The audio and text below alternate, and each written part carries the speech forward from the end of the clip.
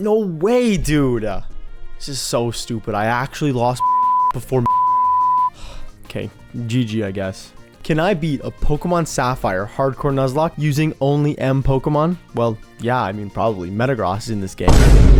Okay, I might need a little luck. In a Hardcore Nuzlocke, once a Pokemon faints, it's dead forever, you can't use items in battle, and you need to play on the set battle mode. Before we get started, did you know that only around 20% of viewers are subscribed? Hit that subscribe button if you haven't. Just as a heads up, before Gen 4, the moves Pokemon used were classified as physical or special based on the type of the move. The chart is on the screen and in the description.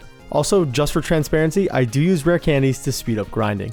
We start off our journey in Little Root Town, where we've been shoved into a moving truck since there were only 2 seats up front and this guy somehow got priority over me. Our mom shows favoritism again as she sends us away on a dangerous journey that we'll hopefully never return from. She does at least make sure we have something to defend ourselves with, a Mudkip named Marty. Marty won't be able to fully evolve in this run, but Mudkip and Marshtomp are pretty solid for the early and into the late mid game. I also need to point out that I totally forgot Poochyena evolves into Mightyena, so I didn't catch one until way later. I do catch something before the first gym though, a Surskit named Marshall from Route 102. Marshall will become a Masquerain at level 22, and it gets the ability Intimidate, so she won't be as useless as you might expect. With only Marty, it's time to take on Roxanne and her rock types. Roxanne leads with Geodude, and I lead with her only eligible team member, Marty. I accidentally pressed Tackle, which does basically nothing, but we don't get punished as Geodude just misses a Rock Tomb. I actually used my brain and pressed the 4x super effective Stab Water Gun for the one-shot KO. Last up is Roxanne's ace, Nose Pass. Since this isn't Emerald Kaizo, I won't get paralyzed or self-destructed, so we just trade Rock Tombs and Water Guns until Marty has 4 HP left and Nose Pass goes down. We've beaten Roxanne and gotten the Stone Badge and the TM for Rock Tomb. With 1 gym badge and still no approval from my mom, we sail with Mr. Briny to Dewford Town, home of the second gym. Before that, I rappel down to the bottom floor of the Granite Cave and get a Mawile. Well, after I deliver the letter to Steven and catch a Makuhita named Mike. Mike does have the Guts ability, which is going to be super useful, but since he can't evolve in this run, he'll just be a stopgap until our actual Guts team member. But before that, we need to take on Brawly and his fighting types. Brawly leads Machop, and I lead with Marty, pushed right up to the level cap. A Stab Mudshot does just less than half, as Machop uses Bulk Up to boost its attack and defense. On the next turn, a Water Gun keeps Machop out of potion range, as a Karate Chop does about a quarter. One more Water Gun KOs Brawly's lead. Marty levels up to level 19 and Brawly sends out Makuhita last. A Mud Shot does over half to Brawly's ace, as an Arm Thrust hits 4 times including a critical hit, which brings Marty into the yellow, even after an Oranberry. One more Mud Shot can finish off Makuhita, taking down Brawly in the process. We get the Knuckle Badge and the TM for Bulk Up. We ask Mr. Briny for one more favor as he takes us to Slateport City. We grab the Soft Sand for Marty's Stab Ground type moves and head to the museum to take down the group of thugs that my mom hired to make sure I don't come back. Before that though, Marshall evolves into Masquerain, giving us a 3rd team member. We take down some grunts, meet Archie, and continue our journey. We encounter an Electrike on Route 110 who I name Mickey. Mickey can't join the team just yet, but he'll be a great addition. We take down May and arrive in Mauville City, where we can take on Watson and his electric types. Watson leads with Magnemite and I lead with Marty for the 3rd gym battle in a row. Now, Watson is a monster and famously ends Nuzlockes all the time. The only exception to that is when you have a Marshtomp. Since his part ground typing makes him immune to electric moves, he can pretty easily walk through this gym. A 4x super effective Mudshot takes down Magnemite, just a regular super effective one takes down Voltorb, and another quad super effective one takes down Magneton. That wins us the Dynamo Badge and the TM for Thunderwave. We head over to get an Acro Bike, which is objectively the best bike to choose, and head to Route 112, where we can get our next encounter, a Machop named Michelle. We will be able to use Guts Machamp in this one since I do use the Universal Pokemon Randomizer, which is a Game Boy Advance attachment from the 90s. It lets me have access to trait evolutions via level up when I plug it in. These changes are on screen now. I made sure to get Michelle on Route 112 so I could guarantee a Grimer named Mark from the Fiery Path. Now, I thought Muck had access to Explosion since I've been playing a little too much Emerald Kaizo in my spare time, so Mark is actually useless and I'm not even going to put him on the layout. We do grab the Dig TM to cheese Norman later and head to Meteor Falls. We run into the hired goons again who stole a meteor from the other stupid goon, so I guess we have to mediate the problem. Along the way, Mickey does evolve into a Manectric and joins the team. We beat up Archie, who's clearly just taking paychecks from my mom, and we arrive in Lava Ridge Town, home of the 4th gym. After struggling in the gym challenge for way too long because I was too lazy to look it up, even though, yeah, I know I should have. And I know, I would have saved me time, and yeah, I know, yeah, I'll sleep on the couch, no problem. Michelle evolved into a Machoke during our struggles, but that won't be crucial until the next gym. I also accidentally let Mike die while I was trying to rush through the challenge, so sorry, Mike. After a century of struggles, we finally get to Flannery to take on her fire types. Flannery leads with Slugma, and I lead with Marty for a 4th time in a row. A water gun does just over half as Slugma frustratingly sets up a sunny day. I use Tackle to bring it into potion range. Okay, awesome, great. Flannery sends out her 2nd Slugma. A water gun does just less than half thanks to the sun, and to make matters worse, Slugma sets up a light screen to cut water gun's power even more. Well, that's okay, a Mudshot shouldn't bring Slugma into potion range. This might be the only time that I'm angry that I got a crit. Last up for Flannery is her ace, Torkoal. A Mudshot does just less than half, as a Body Slam does about a quarter. It's like I'm getting punished for crits I don't even want. An Attract makes my life significantly harder, as a Water Gun brings Torkoal into the range of one more Mudshot. Another Body Slam brings Marty into crit range, and our Bachelor got lost in Torkoal's beautiful closed eyes. So we can't finish it off. I swap into Michelle to avoid more Attract shenanigans, as another Body Slam plus pre-burn damage brings her into the yellow right away. Torkoal is fairly heavy, so a single Guts boosted low kick brings down Flannery's ace. That wins us the Heat badge and the TM for Overheat. The second we step out of the gym, May ambushes us. Instead of battling us though, she gives us the Go Goggles, meaning we can cut through the desert to get back to Mauville. Side note, but I hate this part of the game. I hate that you need to backtrack through so much of the map to literally the first town, and then you need to walk all the way back to Mauville to surf to the next route. But I love you guys, so I'll do it for you. Don't listen to what everyone says about you behind your back. They're wrong. We get back to Petalburg City and head to take on our dad, who will hopefully convince mom to let us come home. Norman leads the fight with his first Slay King, and I lead with Marty for the 5th consecutive gym battle. It uses a Facade, which does exactly half, as Marty uses a Growl to drop its attack. From here, we can take advantage of Slay King's Truant ability by using a 2-turn move like Dig to avoid all the damage. Marty is also holding a Soft Sand to boost Dig's damage. While Marty is taking care of business, I just want to say thanks for all the support. It really means a lot. I posted my first video in late January, and here we are in May, and I'm almost at 1K. It's insane. Thank you guys really so much. Anyways, back to my sarcastic persona. Whoa, what just happened? Anyways, why does Norman have 2 Slay King and Sapphire? This is way harder than Emerald in my opinion. We do take it down after a bunch of digs from Marty. Second up for our dad is Vigoroth. This is where the plan gets kinda sketchy. I can't swap right into Michelle since I'll take too much damage from Slash plus 2 turns of burn damage before Slay King number 2 comes out. So I need to minimize that damage. I could either try to swap in on a healing turn, or I could use the Intimidate ability to lower its attack and risk some crits. Conveniently, I have Marshall who can do just that. Oh, and I also caught this Meryl named Moana who's just gonna be crit bait, but don't worry about it. Sorry, Moana. After 4 Intimidates, Vigoroth moves to using Special Feint Attack, so now it's time for Moana to pay the ultimate price. She goes down, giving us a free swap into Michelle. It outspeeds, and a Facade thankfully doesn't crit, only doing 11 damage, as a Revenge can cleanly knock out Vigoroth. Last up for our dad is his 2nd Slay King at level 31. Michelle should survive a non-crit Facade here, but it just goes for Focus Punch, giving Michelle a guaranteed win. 2 Guts boosted Stab Karate Chops are enough to take down Norman's ace, winning us the battle.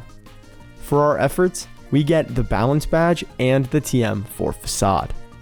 Now that we're over halfway done our gym challenge, the map opens up since we got the Surf HM, I did almost lose Marty to a level 33 Tentacool who I encountered through my repel that I couldn't run from and got stuck in battle with the move Wrap. Thankfully, Marty survived on literally 1 HP. We stopped by New Movel to catch our next team member, a Magnemite named Madison. Madison evolves right away into a Magneton, and she's going to be great for our next gym battle. We beat up May for the Fly HM, and now we gotta talk about the most annoying encounter in this run, Feebas. I could make an entire video about Feebas encounters in this game, but basically, you can only catch him on Route 119, on only 6 specific water tiles, which are randomized, and look how much water's on this route. I also caught a Magikarp on a random route that I don't remember earlier, so Feebas is the only encounter I can get. Time for some fishing. Eventually, I do catch a Feebas and name him Mario, but I'm not even going to try to evolve him until later. Marty can't evolve into Swampert, but Marshtomp is pretty solid until the Elite Four, so I'm going to put that on the back burner for now. The main priority for us is to get to the best city in Hoenn and maybe all of Pokemon, Four Tree City, and to take on their gym leader, Winona, and her flying types. Winona leads with Swellow and I lead with Madison. It makes me cringe because she uses Double Team, but Madison's Spark connects through the evasion boost, cleanly KOing Winona's lead. Second out is her ace, Altaria. Since this should be an Earthquake, I swap into Marshall, who's immune as my prediction is proved correct. This gives me a better swap into Marty, but Altaria sets up a Dragon Dance. A Dragon Breath does around a quarter as Marty misses a Rock Tomb. Altaria gets up to +1 attack and +2 speed with another Dragon Dance, as a Rock Tomb actually connects finally for around a third, and it cancels out the speed boost in the process. We trade another Rock Tomb and Dragon Dance, bringing Altaria to +2 attack and speed, and also into the yellow. A fast Earthquake brings Marty to just 18 HP, but he thankfully connects with a final Rock Tomb for the KO. Third up for Winona is Pelipper. Since it's 4 times weak to electric moves, I swap back into Madison on a water gun for less than a quarter. A single spark is enough to take down Pelipper, leaving Winona with only 1 Pokemon left. Skarmory comes out and Madison is totally safe to stay in. A spark leaves Skarmory in the red as it uses a sand attack to try and cheese the victory. After 2 turns of Hyper Potions, Madison needs to hit 1 more spark for the win. We connect with a spark, finishing off Skarmory and winning us the battle. We get the Feather Badge and the TM for Aerial Ace. After finding out Archie is colorblind, we need to head to Slateport to stop him from flooding the entire world, so I can actually never go home. Before we do that, we do find a Meditite who I catch and named Minnie. Minnie is going to be super useful for coverage with a couple heart scales and the elemental punches. Archie runs away in his little sub and we've got to follow him. We get to Lily Cove City where we beat up Admin Matt and Archie runs away even farther in his little sub. To chase him, we need the Dive HM, so we've got to go to Moss Deep City, home of the 7th gym and the place where I should be able to get Beldum. At least Steven gives me Dive, I guess. As we prepare for the gym battle, Michelle evolves into Machamp and Minnie evolves into Medicham. With our team powered up, it's time to take on the gym leader twins, Tate and Liza. The twins lead Solrock and Lunatone, and I lead with Marty and Mickey. Mickey connects with a bite onto Solrock for about a half as Lunatone goes next, using a Calm Mind. Solrock charges a Solar Beam, probably into Marty, as he uses a Surf, doing light damage into Lunatone, but a critical hit into Solrock KOs, making this battle a 2v1. Mickey uses another bite, which actually flinches Lunatone, as another Surf from Marty brings Tate and Liza's last Pokemon into the red. After a Hyper Potion, 2 more Bite and Surf combos can take down Lunatone, and wins us the 7th gym battle. We take home the Mind Badge and the TM for Calm Mind. Now that we can dive, we head to the underground sub to go stop Archie once and for all. We grab the TM for Earthquake, beat up Archie, and Kyogre gets pissed off because his favorite color isn't red, it's pink. We head to Sootopolis City and try to calm Kyogre down. Did you know that only 20%? Well, that was easy. Now I guess all we need to do is do the puzzle and... Okay, listen, it was one time. Don't look at me like that. Stop. Hey, look, it's Wallace and his water types. Wallace leads with the best Hoenn water type, and I lead with Madison.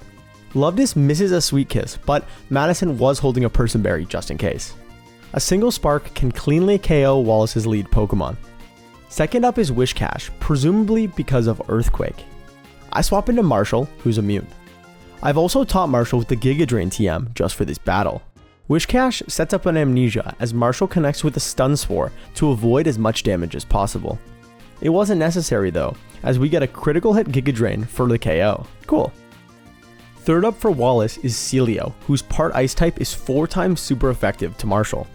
So I swap into Michelle, who tanks an Aurora Beam for light damage. Another one connects on the next turn, but a double power super effective Revenge can cleanly KO Celio. Fourth up for Wallace is Seeking. Speaking of seeking, are you seeking a great way to eat healthy? Then you should do your own research, no free press here. I swap into Marshall as Seeking sets up the rain. Thanks to Swift Swim, it now outspeeds and connects with a Water Pulse for about a quarter before Marshall connects with another Stun Spore. 3 Giga Drains is enough to KO Seeking, leaving Marshall with just over half HP. Last up is Wallace's ace, Milotic. Now, I'm expecting an Ice Beam, so I swap into Marty, who tanks it fairly well, but he gets frozen. Well, now I gotta swap into Madison on a resisted Ice Beam for less than a quarter. A Water Pulse brings Madison into the yellow, as a Spark does just less than half. Thankfully though, it does get the Paralysis, which is gonna save the life of a team member. I swap into Mickey as Milotic uses Recover to full HP. A Spark does about a third as Milotic stays fully paralyzed, essentially winning us the battle. After stalling with some potions and Recover, a few more Sparks KO Wallace's ace, winning us the battle, the 8th and final gym badge, and the TM for Water Pulse. Now that we have all 8 gym badges, we can head to the Pokemon League and take on the Elite Four and the real champion of Hoenn, Steven. Before we do that though, I guess I need to figure out how to evolve Feebas. So I need to make like some Pokeblocks. Okay, yeah, that seems easy enough. What the fuck? After almost an hour of figuring out how this works, I eventually make some Pokeblocks, feed them to Feebas, and evolve Mario into a Milotic. And before you come for me, I've actually only ever played these Gen 3 games like twice before my L Nuzlocke. Okay, I'm a 2001 baby, so these games were a little bit before my time. Now that I've successfully defended myself from all the imaginary people in the comments, it's time to enter the Pokemon League. Hi guys, Editing P here. I also caught a Mightyena that named Megan in one of the earlier routes. I forgot to mention it. Yeah. What are you still doing here? First up is Sydney and his Dark types. He leads with Mightyena with Intimidate, and I lead with Mini. I misclick and use a Psychic, which Dark types are immune to, and a Takedown does about a third.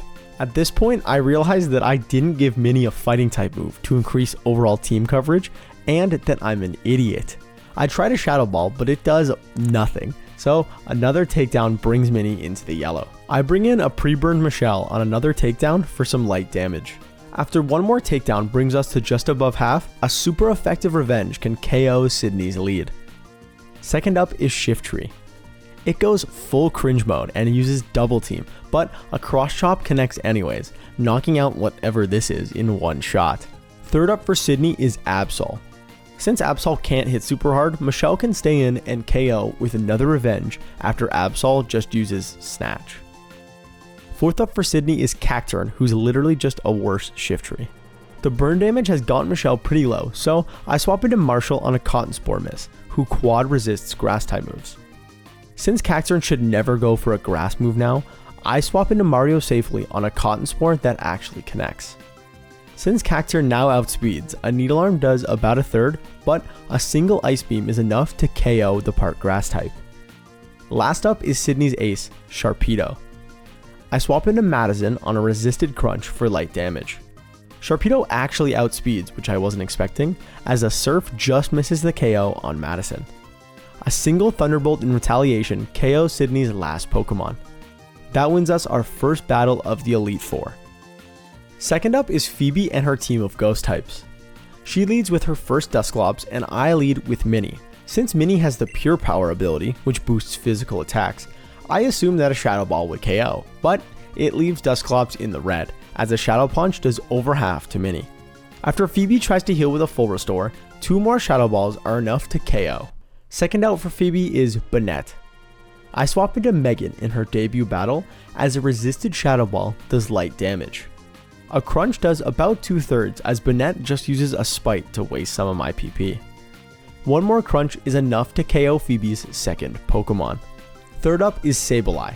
Since this thing has no weaknesses, we can use a Toxic to get some chip damage, as a resisted feint attack does barely nothing. A hidden power from Megan basically tickles Sableye, as another feint attack connects for some more chip. At this point, I'm getting impatient, so I swap into Mario on a Shadow Ball for about a quarter. On the next turn, Mario sets up the Rain to boost his water type moves, as another Shadow Ball doesn't even get Mario to below half HP. Thanks to the Toxic damage and the Rain, Sableye is low enough that one Rain boosted Stab Surf is enough for the KO. Fourth up is Phoebe's second Banette. I don't know why she wants two of these things, but I'm not complaining. A single Rain boosted Surf from Mario can cleanly knock out Banette. Last up is Phoebe's ace, her second Dusclops. A Surf does more than a half, but a Confuse Ray hits, which is just super annoying. After Dusclops recovers with a Citrus Berry, I swap into Marshall to shake the confusion, as he takes a critical hit Shadow Ball for a ton of damage. I swap into Michelle on the Ice Beam, which also crits, and it does about a quarter. From there, a Guts boosted Earthquake is enough to take down Phoebe's last remaining Pokemon. We've taken down 2 of the 4 Elite Four members, so only 2 more to go. The third member of the Elite Four is Glacia and her, well, ice types. You get it? It's like Glacier. Her name is Glacia because it's made of ice. She leads with her first Glalie and I lead with Michelle. It sets up the Hail instead of attacking, but even without the boost, Revenge cleanly KOs Glacia's lead. Second up is the first of 2 Celios. Michelle can actually outspeed something for a change, so a Cross Chomp can KO Celio before it has the chance to do anything. Third up for Glacia is her second Celio, and I'm just going to reuse the audio from the first one.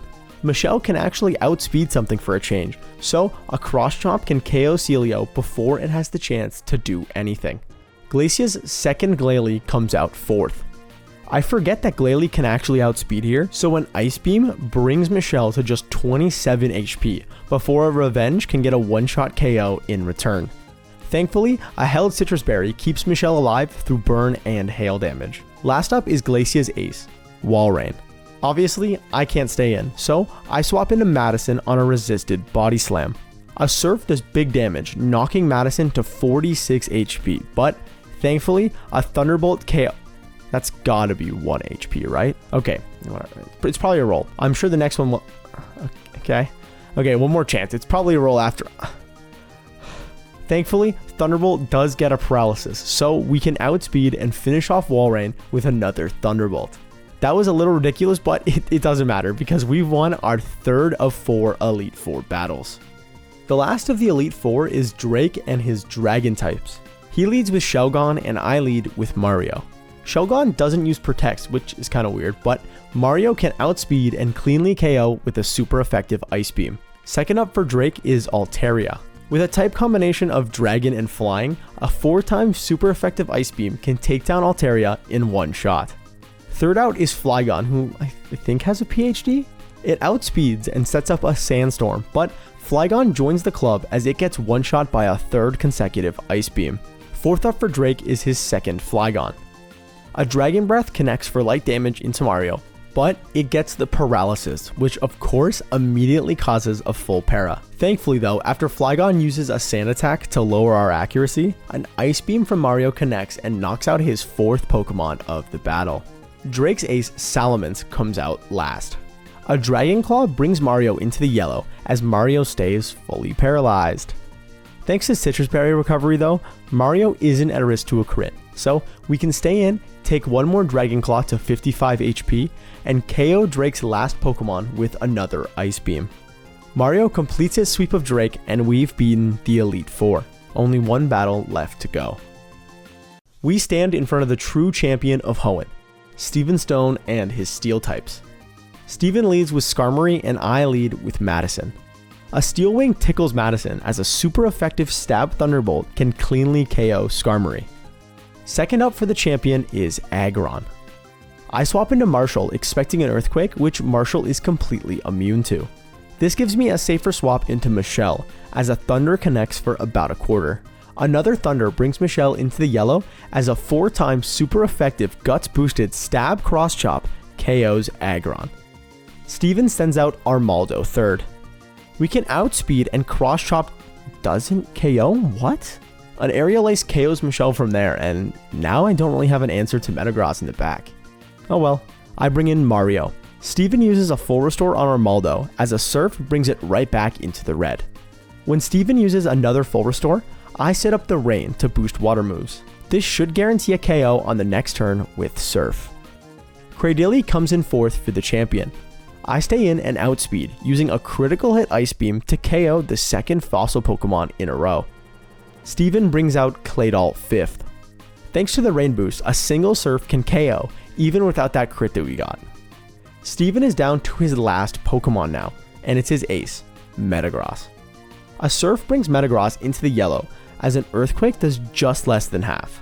Unfortunately though, the Rain ends, meaning another Surf just misses the KO, as an Earthquake brings Mario to 57 HP. Steven uses a full restore, so I take the opportunity to use a Recover, bringing Mario to almost full. A Surf does just less than half, as another Earthquake brings Mario back into the yellow. Mario uses another Recover, but Metagross uses a Hyper Beam, which does solid damage and would have KO'd if it crit, but it didn't, and thanks to that, we've basically clinched the battle.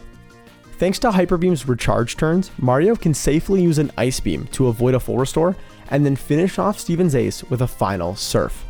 And with that, we've officially become the champion of the Hoenn region, and completed a Pokemon Sapphire Hardcore Nuzlocke using only Pokemon whose names start with the letter M.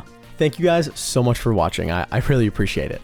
Now, I want to say to like the video if you enjoyed, and to subscribe if you want to see more, so I will. So everyone, press like if you have. This outro is mostly going to be a thank you though. I've grown so much in the last few months over here, and I'm super grateful for all you guys for engaging and liking and leaving hate comments. So thank you. I'm dangerously close to hitting 1K, and I don't shut up about it. So if you guys have anything you want to see specifically for like a 1K special video, comment them below and I'll pick my favorite. I just finished moving into my new place after leaving my college dorm room, so now that I'm settled, videos should be coming out more regularly. But I said that last time, didn't I? But with that being said, guys, I've been PomminPs, or P for short, and I'll see you next time.